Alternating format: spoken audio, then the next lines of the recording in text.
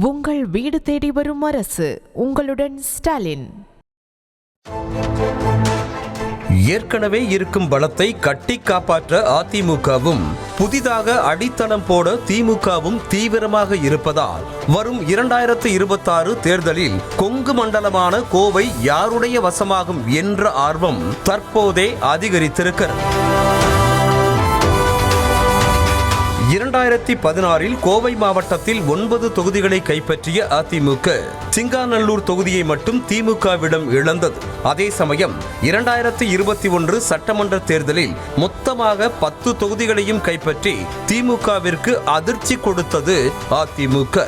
2021 தேர்தலில் திமுக ஆட்சியை பிடிக்கும் அளவுக்கு வெற்றி பெற்றாலும் கோவையில் 10 தொகுதிகளையும் கோட்டை விட்டது கரும் புள்ளியாகவே மாறியது.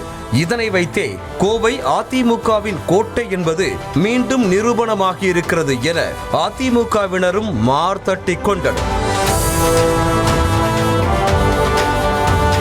ஆகையால் 2021 தேர்தலில் தவறவிட்டதைப் போல 2026 தேர்தலில் விட்டுவிடக்கூடாது என்ற முனைப்பில் ஆபரேஷன் கோவை என்ற டார்கெட்டுடன் திமுக களமிறங்கியிருப்பதாக சொல்கிறார்கள். முக்கியமாக கோவையில் மொத்தம் இருக்கும் 10 தொகுதிகளில் 7 தொகுதிகளில் நிச்சயம் வெற்றி என முன்னாள் அமைச்சர் செந்தில் பாலாஜி அறிவாலய தலைமையிடம் சத்தியமே செய்து கொடுத்திருக்கிறாராம்.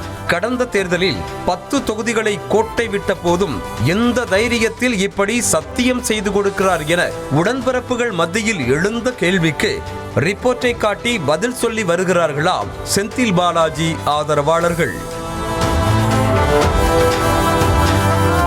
2021 சட்டமன்ற தேர்தலில் கோவையின் 7 தொகுதிகளில் சொற்ப வாக்குகள் வித்தியாசத்தில்தான் திமுக வெற்றி வாய்ப்பை இழந்திருக்கிறது. கவுண்டம்பாளையம் தொகுதியில் 9776 வாக்குகள், கோவை வடக்கு தொகுதியில் 4001 வாக்குகள் வித்தியாசத்தில்தான் திமுக வேட்பாளர்களுக்கு வெற்றி கிட்டாமல் போயிருக்கிறது.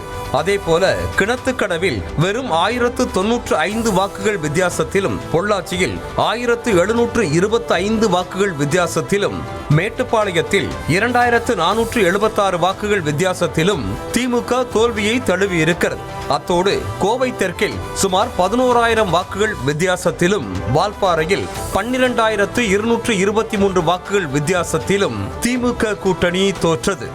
ஆனால் வாக்கு வித்தியாசம் அதிகமாக இருந்த கோவை தெற்கு, வால்பாறை ஆகிய 2 தொகுதிகளும் கூட்டணி கட்சிகளுக்கு ஒதுக்கப்பட்டது என்பதும் குறிப்பிடத்தக்கது. திமுக நேரடியாக களமிறங்கிய தொகுதிகளில் வெற்றியை தீர்மானித்த வாக்கு வித்தியாசம் சொற்ப அளவிலேயே இருந்திருக்கிறது. 5000 வாக்குகள் வித்தியாசத்திலேயே 4 தொகுதிகள் திமுகவின் கைவிட்டு போயிருக்கிறது.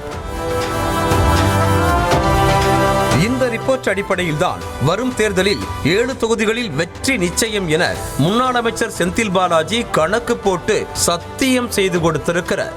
அமைச்சர் பதவியில் இருந்து விலகிய பிறகு மொத்த மேற்கு மண்டலத்திற்கும் பொறுப்பாளராக நியமிக்கப்பட்ட செந்தில் பாலாஜி தலைமைக்கு தன் மீது இருக்கும் அபிப்பிராயத்தை தக்க வைக்க ரகசியமாக தேர்தல் பணிகளை தீவிரப்படுத்தி இருப்பதாக கூறப்படுகிறது. அதோடு கடந்த முறை போலவே கூட்டணிக்கு ஒதுக்காமல் இந்த முறை கோவையின் 10 தொகுதிகளிலும் திமுகவே நேரடியாக உதயசூரியன் சின்னத்தில் களமிறங்க முடிவு செய்திருப்பதாக சொல்கிறார்கள். குறிப்பாக கோவை தெற்கு தொகுதியில் பாஜகவின் வானதி ஸ்ரீனிவாசன் 53209 வாக்குகளை பெற்று எம்எல்ஏ ஆன நிலையில் எதிர்த்து போட்டியிட்ட கமல்ஹாசன் 51481 வாக்குகளை பெற்றார். திமுக கூட்டணியில் போட்டியிட்ட காங்கிரசின் மயூரா ஜெயக்குமார் 42383 வாக்குகளும் பெற்ற நிலையில் இந்த முறை திமுகவும் மக்கள் நீதி மய்யமும் கூட்டணியில் இருப்பதால் வெற்றி வாய்ப்பு எளிதாகும் என நம்பும் செந்தில் பாலாஜி மற்ற தொகுதிகளில் வேட்பாளர் தேர்வு மூலம் வெற்றியை பிடித்து விடலாம் என எண்ணுகிறார்.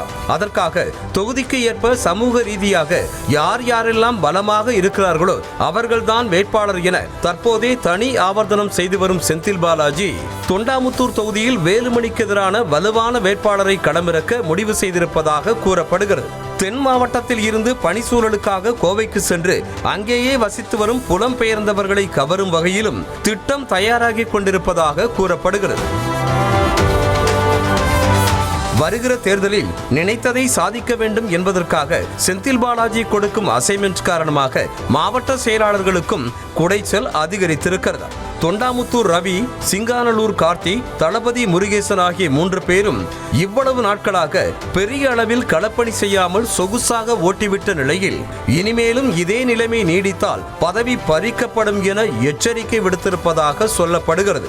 இது ஒரு பக்கம் இருக்க, அதிமுக பாஜக கூட்டணியாக இணைந்த கடந்த 2021 தேர்தலில் மொத்தம் 50% வாக்குகளை வாங்கிய நிலையில் அதுவே தனித்து போட்டியிட்ட 2024 தேர்தலில் நிலைமை வேறு மாதிரி இருந்தது. 2024 மக்களவை தேர்தலில் அதிமுக 17%, பாஜக 32% வாங்கின.